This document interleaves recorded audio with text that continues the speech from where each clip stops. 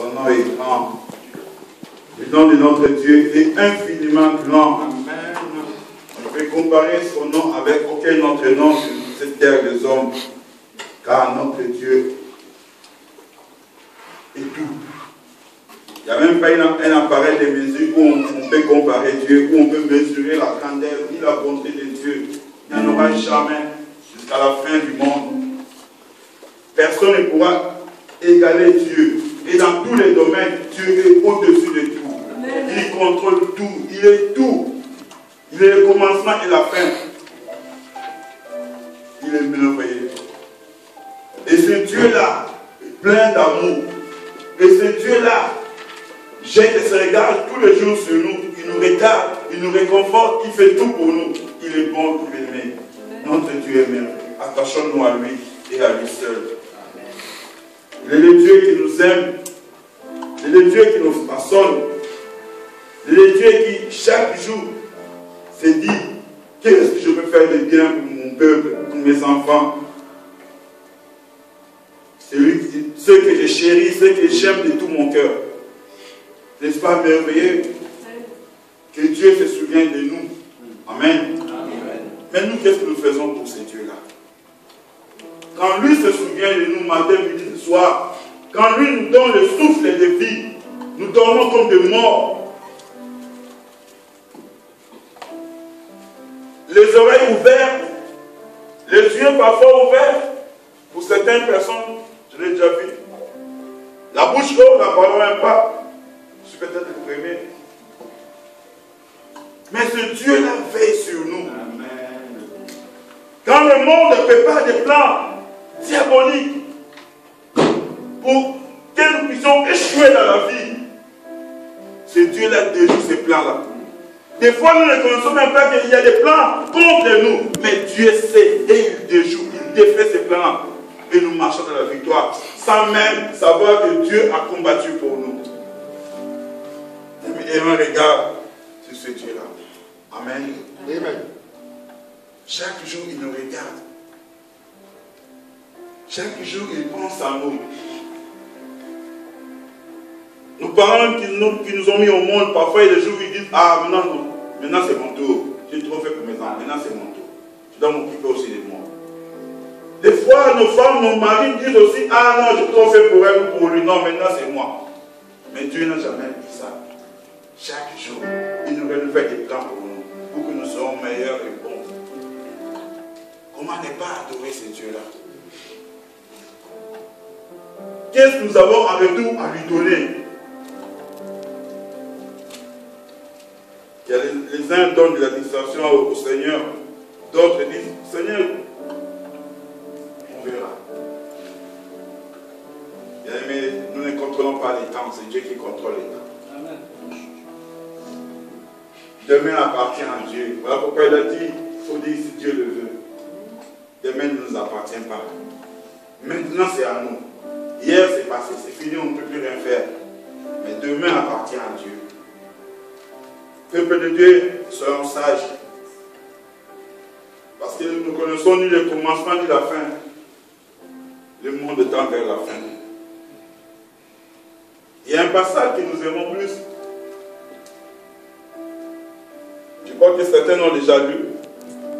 Mais nous pouvons encore les relire aujourd'hui. Luc chapitre 4, versets 25 à 27. Celui qui a trouvé peut nous lire. Évangile selon Luc, chapitre 4, du 25e verset au 27e verset. Alléluia. Seigneur, laisse que je transmette la vie à ton peuple et non la mort. Car qui suis-je pour mettre devant ton peuple et parler de ta part? Je ne sais même pas parler, Seigneur. Parle, Seigneur. C'est ma bouche, mais que ce soit ta parole. La parole du Seigneur. Amen. Luc chapitre 4, 25 à 27 dit ceci. Je vous le dis en vérité, il y avait plusieurs veuves en Israël du temps d'Élie, lorsque le ciel fut fermé 3 ans et 6 mois, et qu'il eut une grande famine sur toute la terre. Et cependant, Élie ne fut envoyé vers aucune d'elles, si ce n'est vers une femme veuve à Sarepta, dans le pays de Sidon. Il y avait aussi plusieurs lépreux en Israël du temps d'Élisée, le prophète, et cependant, aucun d'eux ne fut purifié, si ce n'est Naaman le Syrien. Amen. Amen. Ça, c'est Jésus qui parle. Il y avait une ville, Sidon. Dans cette ville, il y avait une petite localité qu'on appelait Sarepta. À l'époque, il y avait plusieurs veuves. Il y en avait beaucoup, beaucoup de veuves. Comme il en existe aujourd'hui. Mais Dieu n'a envoyé son prophète chez une seule veuve à Sarepta, dans une petite localité de la ville de Sidon. Est-ce que Dieu n'a pas vu les autres? Si, Dieu les avait vus. Mais il a jeté son regard, il a regardé vers une seule veuve. Et il a envoyé son prophète là, chez la veuve. De même manière, à l'époque, il y avait plusieurs lépreux. Parce qu'à l'époque, la lèpre faisait rage. Mais Dieu n'a envoyé son prophète Élisée chez seulement Naaman. Le seul lépreux qui avait su l'envoyer de Dieu. De la même manière, aujourd'hui, la lèpre, on dit, dans certains pays, il y en a encore, je me souviens, à Kinshasa, il y a encore, une fois, c'est pas cette année passée, on a eu une dame qui avait la lèpre à l'hôpital. Elle désinfectait tout le bâtiment, nous tous passaient par la désinfection, parce que la lèpre passait par là. C'est une maladie que nous connaissons, pour ceux qui ne savent pas, ça ronge les doigts et puis ça peut prendre tous les doigts, enfin ça ronge les doigts, ça peut même prendre tous les bras. Aujourd'hui, on parle des cancers, on parle des sida, on parle de plusieurs maladies qui font aussi rage. Beaucoup étaient dans la souffrance à cette époque-là. Beaucoup souffraient et cherchaient la main de Dieu. Ils attendaient que Dieu vienne en aide. Dieu vienne au secours. Mais Dieu n'a regardé qu'une seule personne parmi les veuves. Il n'a regardé qu'une seule personne parmi les lépreux. Les autres peuvent aussi dire, pourquoi Dieu ne nous a pas regardés? Pourquoi seulement eux, la veuve et les lépreux? Pourquoi pas les autres? Est-ce que Dieu est injuste? Non. Il choisit qui il veut. Il appelle qui il veut. À cette époque-là, Dieu a choisi quelqu'un. Dieu a choisi une femme, une veuve parmi les autres veuves. Il a choisi un lépreux parmi les autres lépreux. Les gens qui souffraient. Ces gens pouvaient peut-être dire, et à l'époque, pour la femme, il y avait la sécheresse. C'est-à-dire qu'il n'y avait pas d'eau. Les gens souffraient de soif. Les gens mouraient. C'est à ce moment que Dieu a choisi pour venir visiter la femme. La femme était pauvre. Nous connaissons quand quelqu'un a perdu son mari et que la personne ne travaille pas. Et même pendant que le prophète est venu vers elle, la femme était en train de ramasser les bois. Elle n'avait pas à manger. Elle n'avait pas à boire. Elle n'avait rien dans sa maison. C'est seulement que Dieu a choisi pour venir la visiter. Ce n'était pas une femme connue. C'était quelqu'un de rien du tout. Ou même peut-être la société ne faisait pas cas ou allusion. Pour Naaman, Naaman était un homme puissant à cette époque-là. C'était le général de l'armée, le chef de l'armée des Syriens. Et c'est par lui que Dieu a sauvé la Syrie. Ce n'était pas un homme de tout, comme un homme de la société. C'était un puissant, un vaillant héros, un vrai soldat. Mais il avait attrapé la lèpre. C'est là que Dieu a envoyé son serviteur. Bien, mais Dieu peut choisir qui il veut. Dieu peut choisir les riches comme les pauvres. Parce qu'il y avait à l'époque une fausse doctrine comme quoi il faut être pauvre pour que Dieu te choisisse. Non. Naaman était riche et puissant. Dieu l'a choisi. La veuve était pauvre, rien du tout dans la vie. Dieu l'a choisi. Dieu peut choisir n'importe qui. C'est dans sa divinité qu'il nous a choisis aussi. Dans sa souveraineté, lui en tant que Dieu, il nous a choisis, bien aimés. Chacun vit dans sa situation.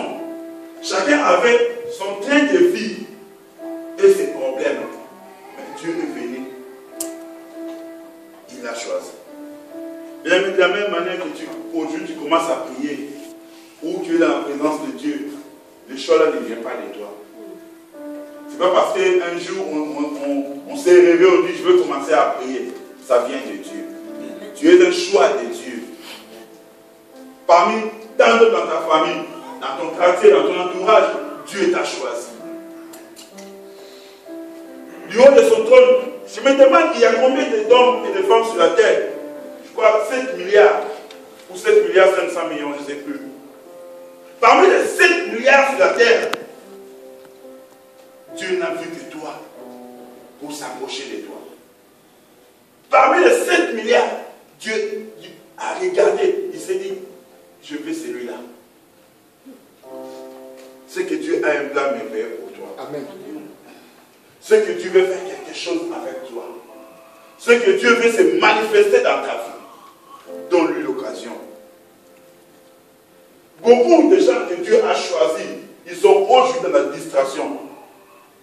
Beaucoup de ceux que Dieu a choisis repoussent la promesse de Dieu. Au lieu de venir vers le Seigneur, ils repoussent. Je viendrai demain. La preuve est quand on regarde l'église, on voit combien de chaises qui sont vides. Les gens qui entendent que les pasteurs les appellent. Pourquoi tu ne viens pas? Pourquoi tu ne viens pas? Pourquoi tu ne viens pas? Pour donner des explications. Maintenant, vous expliquez à un homme. Mais Dieu sait le sait. Sur ton trône de grâce, il dit, je versais mon sang sur la croix pour cette personne. Voilà comment nous payons Dieu. Nous ne nous laissons même pas 1 heure pour la prière. Le lundi, Dieu nous laisse. Le dimanche, ça peut arriver qu'un dimanche on travaille. Ça peut arriver. Mais n'oublions pas, tout va rester sur la terre. Nous passerons tous devant les jugements. C'est là où on ne dira pas, Seigneur, non, tu vois, j'ai travaillé. Le travail restera. Tout restera. Tout restera, bien aimé. Le vendredi, nous avons lu un passage dans l'Apocalypse qui nous disait, même l'enfer, même la mort et les séjours de mort seront brûlés dans l'enfer. Ils vont disparaître. Donc ça veut dire que tout va passer, bien aimé. Accordons plus l'importance au Seigneur. Même si je travaille, même si je suis occupé, je dois me forcer pour que je ne rate pas dans la présence de Dieu. Parce que tout ce que j'ai aujourd'hui, ça vient de Dieu. Amen. Dieu a me choisissant, en te choisissant, en nous choisissant, il ne s'est pas trompé. Il sait pourquoi il nous a choisis. Pourquoi il n'a pas choisi ton frère? Pourquoi il n'a pas choisi ta soeur? Ou ton ami du quartier? Mais il t'a choisi toi. Pourquoi? Il faut se demander ce genre de questions, bien aimés. Il a laissé les autres plus riches que toi, plus beaux que nous, plus puissants que nous, mais il nous a choisis. Est-ce qu'on s'est déjà posé cette question? Seigneur, pourquoi moi? Pourquoi tu m'aimes beaucoup comme ça? Pourquoi tu veilles sur moi? Pourquoi moi? Ce gars-là se souvient de la lèpre. Bien qu'il était puissant, mais il avait la lèpre. Les gens fouillaient. Mais Dieu s'est approché de lui. La femme veuve. Dans le monde, quand tu n'as rien, tu n'as pas d'amis. Hein? Quand tu es pauvre, tu n'as pas d'amis. Mais Dieu s'est approché de cette femme-là qui vit avec son fils.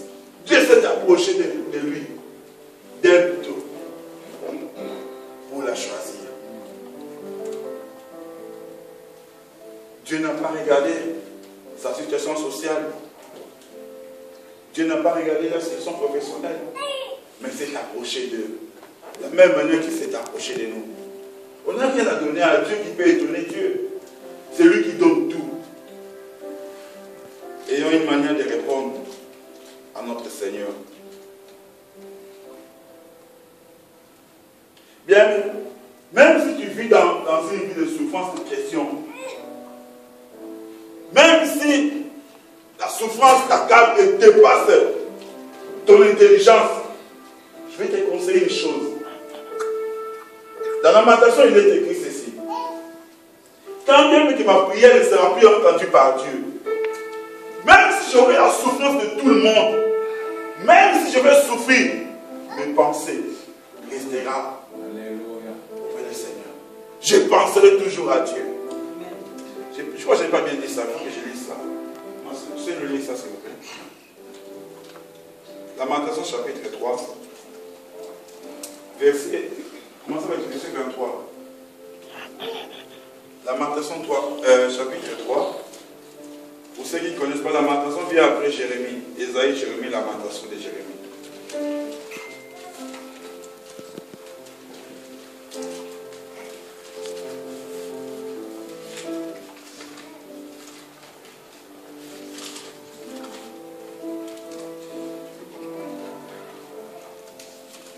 Je vais commencer au verset 20.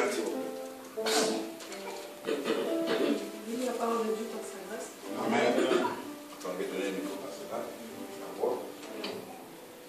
Lamentation, chapitre 3, verset 20. Lisez calmement ça. Moi, je m'en souviens bien et je sombre. Voici ce que je veux méditer pour garder espoir. Les bontés de l'Éternel ne sont pas épuisées. Amen. Amen. Dans la Bible, il est écrit, quand mon âme s'en souvient et elle est abattue au-dedans de moi, voici ce que je veux repasser dans mon cœur. Les bontés de l'Éternel ne sont pas épuisées. Amen. Je vais continuer, ma soeur. Ses compassions ne prennent pas fin. Amen. Elles se renouvellent chaque matin.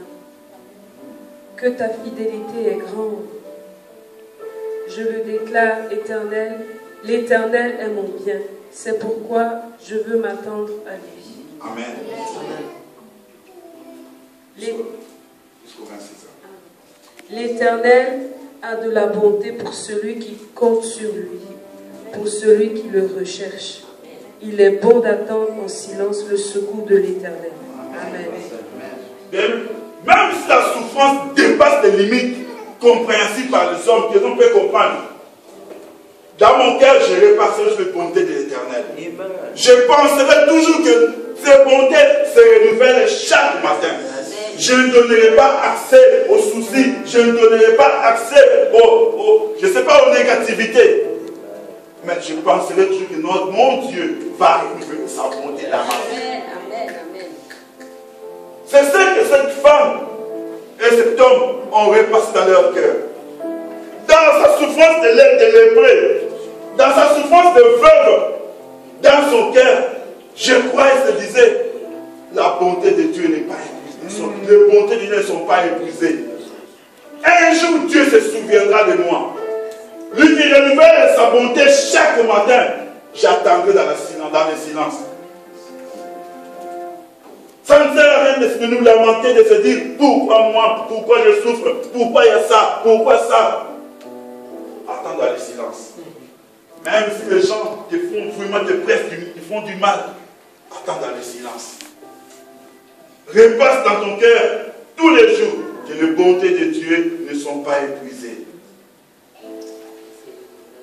Au lieu de penser à la souffrance, mais Naaman et l'aveugle de Sarepta, dans leur cœur, c'est ce qui s'est passé. Les bontés de Dieu ne sont pas épuisées. Les bontés de Dieu ne sont pas épuisées. Les bontés de Dieu ne sont pas épuisées. Au lieu de passer le temps, je passe lamenter. C'est à ça que j'ai pensé. Les bontés de Dieu ne sont pas épuisées. Et un jour, Dieu est venu les visiter. Dans la sécheresse, où on ne savait même pas cultiver, où on ne savait pas trouver à manger, c'est en ce moment que Dieu est venu. Quand tout le monde t'abandonnera, Dieu n'abandonne pas. J'ai toujours dit, les hommes peuvent t'abandonner.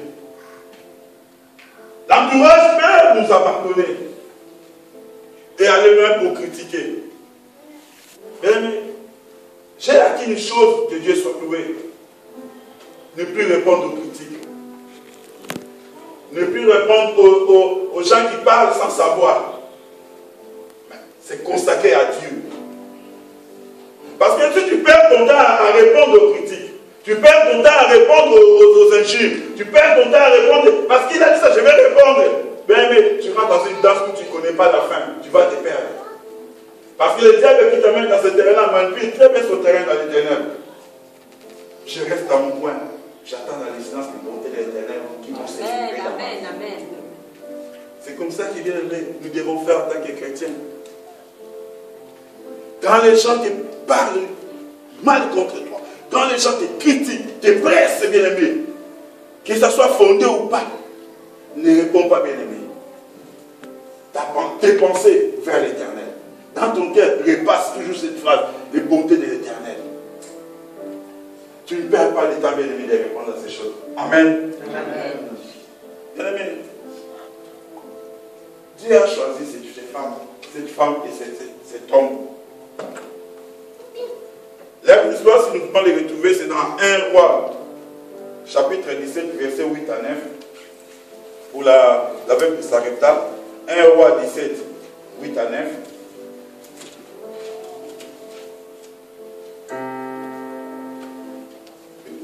Et 2 Rois, chapitre 5, 1 à 15.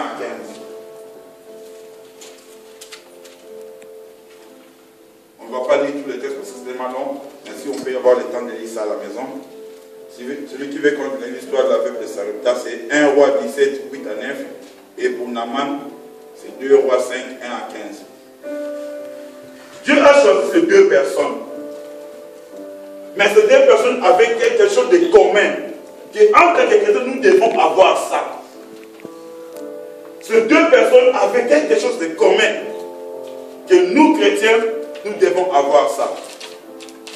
Bien-aimé, l'écoute. Ces deux personnes avaient l'écoute. Aujourd'hui, ce qui fait des fautes dans la vie des enfants de Dieu, nous n'écoutons plus. Mais nous faisons confiance. Ou plutôt, nous n'écoutons plus Dieu, le Saint-Esprit, mais nous écoutons souvent le monde. Voilà pourquoi tout ce que nous faisons maintenant, au lieu de glorifier Dieu, ça glorifie le monde. Mais n'oublions pas, Apocalypse a dit ceci. Il y a un cahier, il y a un livre que Dieu tient, où ils écrivent toutes nos œuvres, tous nos actes sont notés. Du matin au soir, bien-aimé, n'oubliez jamais, ne croyez pas que Dieu oublie. Tout ce que nous posons comme acte, les anges de Dieu écrivent. À 5 h du matin, tu t'es réveillé, ils notent. À 10 h, tu as fait ça, ils notent. Pour que le jour du jugement, on va ouvrir ce livre pour te dire, voici ce que tu as fait, de bien et de mal. Tout est noté, bien-aimé. Il est écrit dans le psaume, dans l'Apocalypse. Tout est noté. Toutes nos œuvres sont notées. Pour que ce jour-là, qu'on ne dise pas, Seigneur, ça c'est pas moi. Il aura la preuve. C'est comme si aujourd'hui, on t'a flashé, tu dis, c'est pas moi, on te montre la photo. Je ne savais pas que quelqu'un a pris mon portable. Il est en train de manipuler ça. Moi-même, je ne savais pas. Oh, j'avais mis il y a une application. Quand tu mets ton code, quelqu'un manipule ton code, l'appareil le prend en photo. Il n'y aura pas de flash. Il ne saura pas. Et puis, quelques temps après, tu as un message. Je dis que telle personne a touché à ton portable. Il m'a manipulé ton code. Et tu prends sa photo. Quelqu'un a manipulé, je lui dis, mais tu as touché mon portable. Oh non. Je lui montre la photo. Je lui dis, ah. Je ne sais pas comment c'est arrivé dans mon portable, mais je l'ai. Donc tu ne peux plus nier que tu as touché à mon portable. Parce que tu es photographié. Dieu fera ça aussi. Tout ce que nous voyons aujourd'hui sur Internet, tout ce que nous voyons aujourd'hui, Dieu l'a tout déjà. Dieu est le meilleur Internet du monde. Bien, mais tout est noté. Apprends à écouter Dieu. Apprends à écouter. Parce que nous écoutons tellement le monde. Maintenant, nous nous éloignons de Dieu. Et nous prenons ce qui est dans le monde, nous l'amenons à l'église, nous croyons que c'est bien. Non, bien aimé. Il y a une différence entre les ténèbres et la lumière. Il n'y a pas de rapport entre Jésus et Bélial. Il n'y en a pas. Entre Israël et Amalécite, il n'y a pas de rapport. Ces gens-là, la veuve de Sarepta et Naaman avaient les coudes. Naaman qui était un général, un homme puissant, un homme vaillant, riche, dans son royaume en Syrie, mais il avait les coudes. Il écoutait le Dieu d'Israël. Et à la fin, il a dit, il n'y a pas de Dieu dans le monde, c'est que le Dieu en Israël. Parce qu'il était à l'écoute. Aujourd'hui, peut-être nous échouons. Et nous incriminons Dieu. Nous accusons Dieu. Parce que nous n'avons pas écouté. Nous n'avons pas écouté, bien-aimés. J'ai prié, j'ai dit, qu'est-ce que je vais parler aujourd'hui? J'ai un message même. Je me dis, il se peut que Dieu me donne un autre message. Je vais quand même rester à l'écoute. J'ai dormi aujourd'hui chez moi. J'attends peut-être qu'il frappe ma porte. Je dis oui, personne ne rentre. Je continue, je dors. Deuxième fois, bien aimé. J'entends, je me dis, Samuel a eu ce dire en jeu. Je dis, dans mon lit, je dis, oui Seigneur, parle-moi. Parce qu'on m'a frappé dans ma porte 2 fois. Parce que je voulais avoir une certitude que ces messages que je vais apporter à l'église, ce sont les bons messages. 2 fois, on m'a frappé dans ma porte. Seigneur, parle-moi. Bien, mais Dieu parle. Ce que je vous dis est vrai, Dieu parle. Amen. Nous devons écouter Dieu. Nous lavons nos oreilles. Écoutons Dieu, bien-aimé. Parce que nous écoutons trop le monde. Nous écoutons trop les gens qui n'honorent pas Dieu. Prêtons de l'oreille, bien-aimé, pour écouter ce que Dieu nous parle, ce que Dieu nous dit. Naaman voulait refuser. Parce qu'il a regardé son statut de général d'armée, chef de l'armée. Mais ses serviteurs lui ont dit, chef, si tu avais demandé quelque chose de difficile, on peut comprendre. Il t'a dit simplement d'aller te jeter 7 fois dans le Jourdain. C'est si difficile que ça.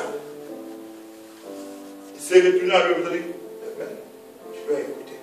Il est parti se jeter 7 fois dans le Jourdain. Il était guéri. La veuve de Sarepta, on lui a dit simplement, Élie lui a dit, prépare pour moi, tu as quoi? Je n'ai qu'une petite portion de farine et d'huile. Je mange d'abord, vous après. Elle a écouté. Bien que c'était difficile. La seule chose qui lui restait, c'était ça, une petite portion de farine. Mais elle a écouté. Elle a écouté. Elle a donné au serviteur de Dieu. Et Dieu a, la suite, nous le connaissons. Parce qu'elle a écouté.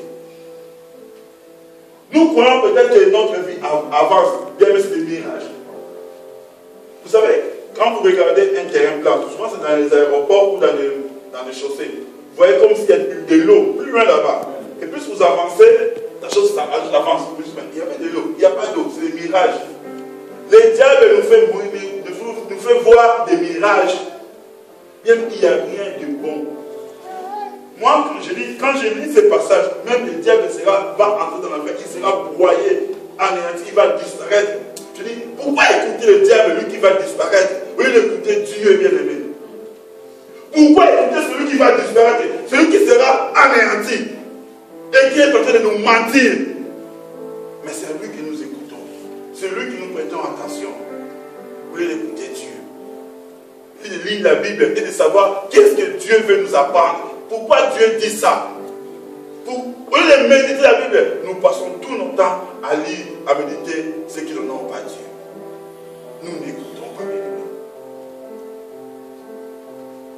Le diable n'a rien à nous donner. C'est vrai, le diable ne se voit pas comme ça, parce que peut-être nous aurons peur de lui. Mais il envoie ces gens, il envoie ses adeptes pour nous dérouter. Et si nous manquons l'esprit de discernement, nous risquons de suivre le diable et d'échouer. Mais n'écoutons pas le diable. Nous devons développer cette capacité d'écouter le Saint-Esprit. Lui qui parle au nom du Seigneur, au nom de Dieu, parce qu'il connaît la profondeur de la pensée de Dieu. Quand il vient nous dire, même si c'est amer, c'est difficile, Puisque ça vient de Dieu, nous devons écouter et appliquer. Ce n'était pas facile pour cet homme général d'armée, aller plonger comme ça. Et en plus, quand il est venu voir Élisée, parce que pour Naaman c'était Élisée, Élisée n'avait même pas reçu. Vous savez, un général aujourd'hui vient chez un il dit, à la porte, il n'a même pas vu Naaman. Élisée lui a dit, va dire à Naaman d'aller plonger cette fois dans le Jourdain. Naaman dit, mais tu suis un général, il fallait qu'il vienne même me saluer. Ça c'est les honneurs que les hommes cherchent. Élisée non, il a été plongé cette fois. La femme pouvait dire, ah, c'est le serviteur qui doit me donner, moi je peu qui me reste. Mais il n'a pas dit ça, parce qu'il avait l'écoute. Alléluia. L'écoute, bien-aimé. L'écoute. Il y a certaines bénédictions qui ne viennent pas de Dieu. Parce qu'on est béni avec une petite chose, on fuit, on se loin de Dieu. Une bénédiction qui vient de Dieu ne peut pas t'éloigner de Dieu. Amen. Ça va en plus te rapprocher encore de Dieu. Amen. Si tu vois une bénédiction, peu importe la maison, une voiture, un mariage, n'importe quoi, tout, je ne sais pas, qui t'éloigne de Dieu, tu commences à donner des excuses. Je ne sais pas, bien aimé, c'est suspect. Tu vais voir ça très bien. J'ai toujours dit, moi, j'ai mon exemple toujours, j'ai fait 2 boulots. Mais j'ai dit à mon patron, je dois aller m'écrire à l'église, m'emmener à l'église. Si tu fais, on se l'arrange. Dimanche après-midi, ou samedi après-midi, mais laisse-moi aller m'écrire à l'église.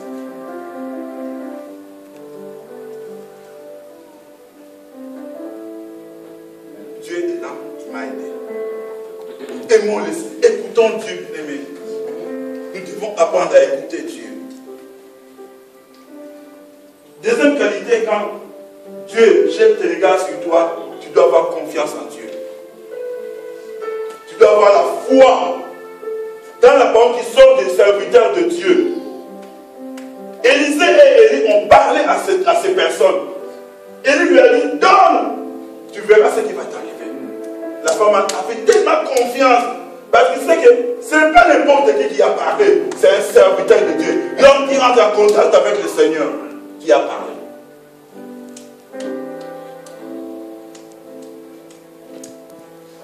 N'est-ce pas que le petit faut qu'on reçoive le serviteur de Dieu? La confiance. Pourquoi nous devons perdre confiance au Seigneur? J'ai toujours dit bien, mais personne ne peut aider Dieu. On aide pas Dieu. On ne peut pas aider Dieu. Bien, mais Sarah voulait aider Dieu. Quand il a vu que les enfants n'arrivaient pas, il a dit à Abraham, prends ma servante. Nous subissons les conséquences jusqu'à aujourd'hui. On ne peut pas aider Dieu, bien aimé. Laissez Dieu agir. Parce que Dieu connaît notre avenir. Il connaît le lendemain. On ne peut pas aider Dieu. Faisons confiance à Dieu. Le frère de nous avait prêché dimanche ici. La confiance en Dieu. Fais de l'Éternel tes délices, il te donnera ce que ton cœur désire. Mets en lui la confiance, ta confiance. La confiance en Dieu, bien aimé, c'est rassurant. Vous savez, si vous faites confiance à un homme, et cet homme sait que vous faites confiance, en tant qu'humain, ça fait comme chaud. Ah, il fait confiance. On se dit, je ne peux pas lui décevoir la personne qui me fait confiance. Mais à plus forte raison, Dieu. Si je fais confiance en Dieu, les hommes peuvent me dire, vous êtes arrivé à terme. Il y a ça, il y a ça. Mais si dans mon cœur, je repasse cette phrase, les bontés de l'Éternel ne sont pas épuisées. Les bontés de l'Éternel, les bontés de l'Éternel, mon Dieu agira. C'est ça que nous devons faire, bien-aimés. Puisque nous regardons, les yeux physiques égales, et nous ne voulons pas venir ce que nous cherchons, nous abandonnons. Du coup, on ne vient plus à l'église. Parce qu'on est découragé. Oh, moi, Dieu m'a promis, mais ça tarde. Dieu m'a promis, ça tarde. Bien aimé, qui connaît le temps plus que Dieu? Dieu sait que si tu te donnes aujourd'hui, il va fouiller l'église demain. Il sait que tu n'es pas encore mûr. Il dit, je vais attendre encore qu'il fasse 5 ans à l'église. Comme ça, je vais lui bombarder les bénédictions directement. Et toi, tu viens et dis 3 ans après, tu dis, ah, ça, 3 ans, c'est beaucoup. Non, non, je retourne au monde. Il te restait plutôt peut-être 2 ans pour voir la main de Dieu. Et on a confiance en Dieu. Cette femme avait la confiance. Avec le peu de farine qui lui restait et le peu d'huile, quand le serviteur a parlé, il s'est dit, lui là c'est un homme de Dieu. Je vais lui donner. Mais parce que Dieu n'est pas un homme pour mentir, lui un fils qui sait repartir. Quand la parole de Dieu sort, cette parole ne retourne pas sans avoir accompli la mission pour laquelle elle est venue. Mais la pluie ne nous enseigne-t-elle pas? Quand la pluie tombe, ça humidifie le sol. Le sol donne des fruits. Et ces fruits-là, ça porte des arbres, nourrit le soleil. Le soleil fait ce qu'on appelle photosynthèse. Photosynthèse avec la plante, c'est un cycle. Mais Dieu est grand. Si nous faisons confiance à Dieu, ton problème, mon problème, est petit devant Dieu. C'est même pas un problème devant Dieu, c'est un détail devant Dieu. C'est nous, les humains, qui voyons que nos problèmes sont grands, une montagne. Mais Dieu l'a dit, si vous avez la foi petite, même comme ces grains de s'élever, vous pouvez dire à la montagne, déplace-toi. Dieu nous a donné. Faisons confiance à Dieu. Il n'a jamais menti. Une fois, je veux dire ici, Dieu tient parole. Quand il dit quelque chose, saisis cette parole. Saisis. C'est pourquoi, c'est comme ça que Moïse obtenait tout ce qu'il voulait de Dieu. Parce que Moïse écoutait très bien Dieu. Et il répétait au Seigneur, tu as dit. Alors si tu ne fais pas, c'est toi qui as dit. Dieu ne peut pas renier sa parole. Il était obligé d'agir. C'est comme ça que Moïse avançait avec Dieu. Voilà pourquoi je vais dire au début, quand j'écoute ce que Dieu me dit, je garde cette parole, je vais écouter cette parole dans ma prière. C'est tu as dit. Dieu ne peut plus, il est lui-même la parole, il ne peut pas renier lui-même. Il ne peut pas. Il ne peut pas se renier. C'est ce que la femme de Sarepta et Naaman avaient. La confiance, la foi en Dieu. Ils avaient encore une chose, l'obéissance. Beaucoup dans l'église aujourd'hui, nous faisons des sacrifices sans obéissance. Beaucoup d'enfants de Dieu aujourd'hui, plein de sacrifices, zéro obéissance. Et nous accusons Dieu. Seigneur, j'ai fait, Seigneur, j'ai fait. Mais tu as fait, c'est Dieu qui t'a dit de faire ça. Tu as fait, oui, mais c'était pour ta gloire toi-même. Est-ce que c'est Dieu qui t'a demandé de faire ça? Dieu te dit de balayer ici à droite. Toi, tu balayes à gauche. Oui, tu as balayé à gauche. Mais c'est un sacrifice. L'obéissance, tu devais balayer à droite. Dieu te dit d'aller de chanter à la voile. Toi, tu deviens un protocole. Tu sers Dieu, oui, c'est un sacrifice. Ce n'est pas de l'obéissance. Va là où Dieu te dit d'aller. Fais ce que Dieu te dit de faire. C'est ça l'obéissance.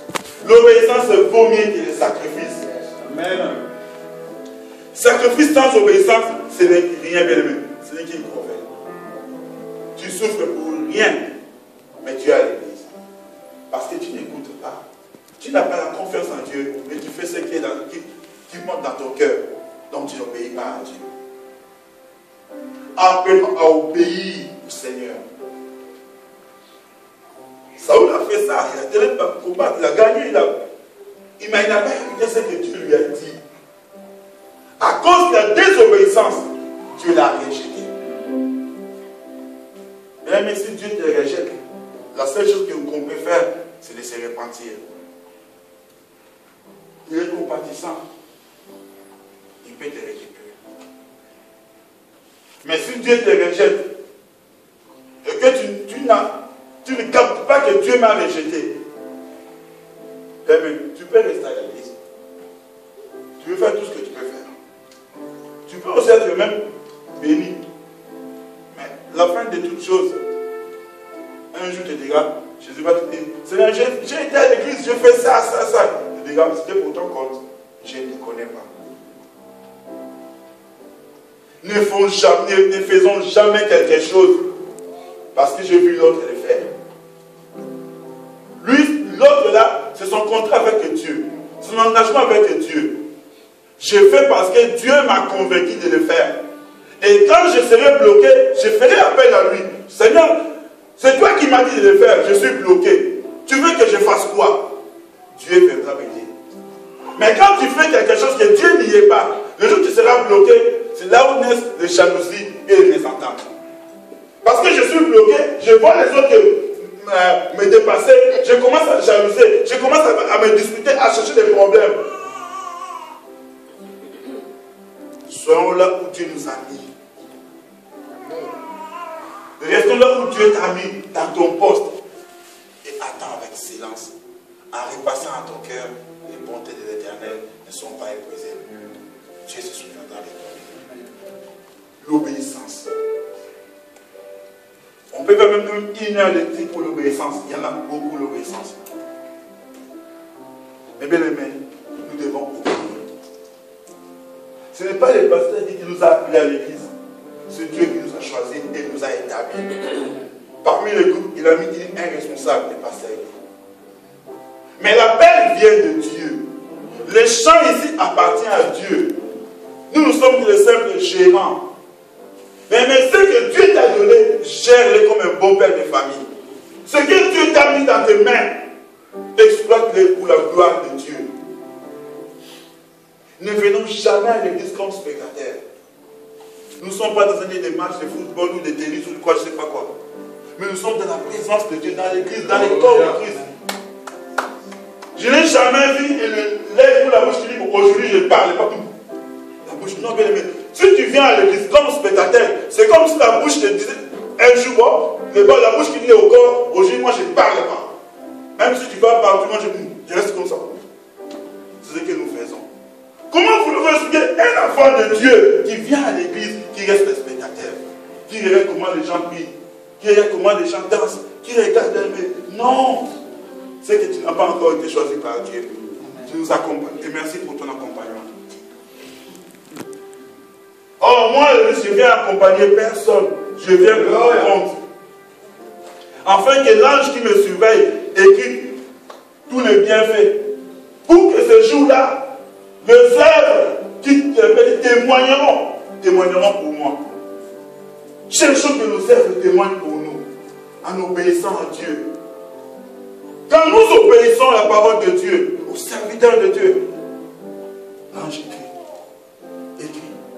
C'est bien fait là, même si aujourd'hui le monde ne reconnaît pas ça, mais je sais une chose, il y a un livre de souvenirs. Et là, l'ange a écrit ce que j'ai fait de bien.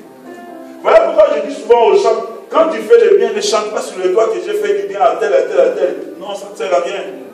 L'ange est là pour écrire ce que tu as fait du bien. Même si les gens nient tes biens, tôt ou tard, l'ange te montrera, voici ton livre de souvenirs. Parce qu'il y a un livre de souvenirs. Amen. Amen. Il y a aussi l'humilité. Ils avaient l'humilité. Quand Dieu jette des regards sur toi, quand Dieu te choisit, en tant que choisi de Dieu, tu dois avoir l'humilité. Voir comme si les autres étaient toujours supérieurs à toi. Être serviteur de tout le monde.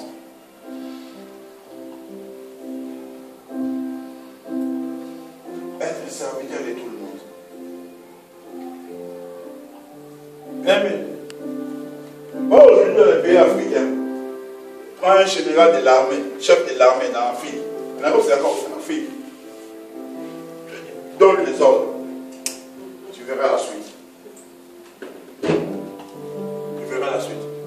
C'est un poste où on se sent chef de l'armée. Oh, mais ce n'est pas n'importe qui. Un chef de l'armée. Mais en Afrique, c'est ceux qui font beaucoup d'État souvent. Parce qu'ils contrôlent l'armée. Les gens qui ont des armes, qui tuent, sont sous ses ordres. En plus, la Syrie a gagné parce que Dieu a utilisé la main pour que la Syrie soit délivrée. Oh, il devait être ok. devant, oui, je crois un serviteur qui m'a dit, ah, on n'a même pas reçu, va te jeter. Mais quand Dieu l'a guéri, il n'a pas vu son grade général. Il est retourné vers Élisée plutôt. Il voulait offrir, il dit, prends tout. Parce que ton Dieu est Dieu. Cette reconnaissance-là, cette humilité-là de retourner vers le Seigneur. Il se dit, c'est toi. Non, c'est toi. Nous devons l'avoir en tant qu'enfant de Dieu. L'humilité-là. C'est nous s'abaisser devant Dieu. Et de dire, non, ce n'est pas moi, c'est Dieu. Il n'a pas vu son statut de général. Mais c'est Dieu.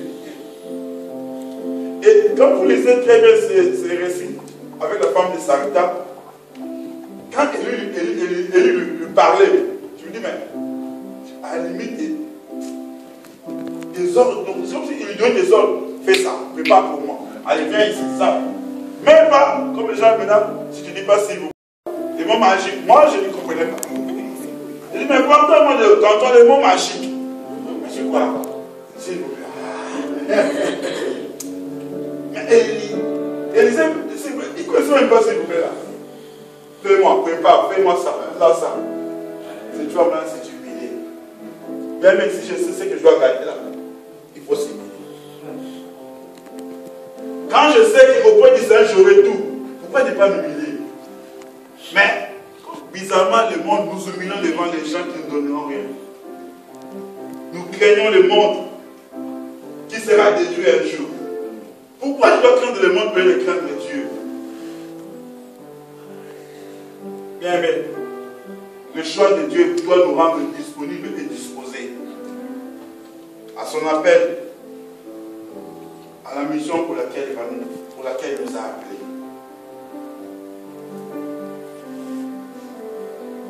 Dieu peut t'appeler pour la gloire. Dieu peut t'appeler pour une mission. Naaman, il n'a pas été appelé pour une mission. Il a été simplement appelé pour être guéri, pour sa gloire. Il est retourné dans son pays avec gloire, guéri. Parfois, nous croyons que quand Dieu t'appelle, c'est pour te donner ses mains. Non. Dieu l'a appelé simplement. C'était pour lui. Et il est retourné en Syrie avec gloire. Bien, mais Dieu nous aime. Acceptons le choix de Dieu. Acceptons l'appel de Dieu. Si nous ne le savons pas, je vais nous dire aujourd'hui, avoir une longue vie, c'est au pouvoir, c'est Dieu qui a ce pouvoir-là. Voilà pourquoi le Père dit, je terminerai par ici. Tu peux lire s'il te plaît. Proverbe 3, 16 à 17. Terminons par ici. Proverbe 3, 16 à 17.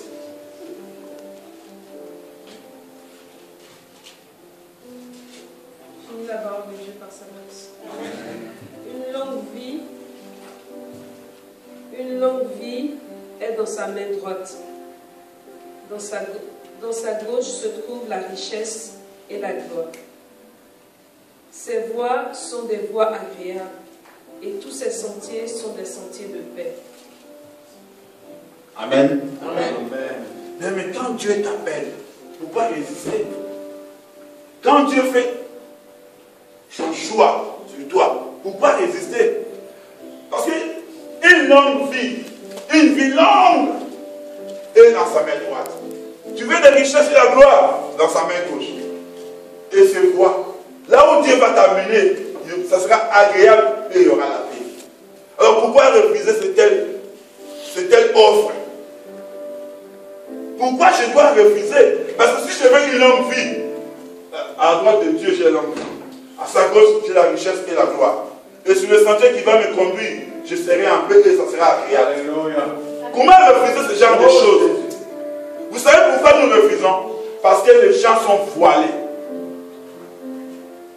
Parce qu'une personne qui voit très bien et qui écoute, qui a l'obéissance, restera sur le sentier de Dieu. Parce que le voir de Dieu, le sentier que Dieu trace pour nous, c'est agréable et c'est la paix qui règne dans cette voie. Amen. Donc nous fuyons un chemin de paix pour aller sur un chemin de combat et de désordre. Pourquoi, bien-aimé? Parce que nous sommes voilés. Parce que nous n'écoutons pas. La santé est dans la main du Seigneur. Tout est entre ses saintes mains. Tout ce que nous pouvons espérer pour vivre en paix, dans le bonheur possible, est entre les mains du Seigneur. Alors, pourquoi nous fouillons le Seigneur? Pourquoi nous fouillons le Seigneur? Non, je ne fouille pas le Seigneur, bien aimé. Mais je donne un exemple que je dis. La Bible dit qu'il persévérait dans la communion fraternelle. Il persévérait dans la prière. Si tu ne viens pas à la prière, pour moi, c'est un aspect que tu fouilles Dieu. Parce que tu fouilles la communauté des frères et sœurs pour glorifier Dieu. Nous devons ouvrir les yeux, bien aimés. Le diable ne peut pas nous détourner. Le monde ne peut pas nous détourner. Parce que et le diable et le monde qui cherchent à nous détourner, la Bible dit, dans l'Apocalypse, ils seront tous consumés par le feu éternel. Il y aura un autre ciel. Il y aura une autre terre. Et là, les gens dont les noms seront inscrits dans le livre de vie resteront pour l'éternité. Ils vont rester pour l'éternité. Quand Dieu t'appelle, c'est pour inscrire ton nom dans le livre de vie. Pour que tu restes et que tu vives le bonheur à venir, le bonheur céleste. Mais pourquoi nous fuyons Dieu? Pourquoi nous ne voulons pas nous détacher du monde et de l'ennemi? Parce que nous sommes voilés. Il est temps, bien aimé, que nous puissions dire, ça suffit. Il est temps, bien aimé, pour que nous puissions prendre la décision et de dire, Seigneur, j'accepte ton choix. Je veux maintenant avoir l'écoute. Je veux maintenant être obéissant. Je veux me conduire en toute humilité.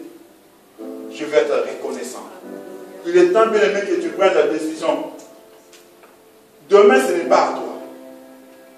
Après une heure, ce n'est pas à nous. Maintenant, c'est nous. Maintenant, c'est toi et moi. Et nous pouvons prendre la décision maintenant. Amen. Amen. Bon, nous se lever pour prier, bien aimé.